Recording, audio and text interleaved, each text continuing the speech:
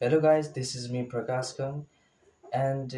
आज चाहिँ म तपाईहरुलाई पेपरको मद्दतले कसरी एउटा ब्युटिफुल रोज फ्लावर बनाउन सक्नुहुन्छ भन्ने कम्प्लिट गाइड गर्न गइरहेको छु र यो भिडियो पछि आई एम स्योर तपाईहरु पनि एउटा ब्युटिफुल क्राफ्टर बन्नुहुनेछ र यदि तपाईहरु आफ्नो पर्सनलाइज भिडियो चाहनुहुन्छ अथवा कुनै स्पेसिफिक टपिकमा तपाईहरु एउटा भिडियो चाहनुहुन्छ भने कमेन्ट गर्न नबिर्सिनुहोला यदि तपाईहरुले कमेन्ट गर्नुभयो भने म स्योर त्यसलाई रिभ्यू गरेर तपाईहरुको टपिककोमा भिडियो बनाउने छु र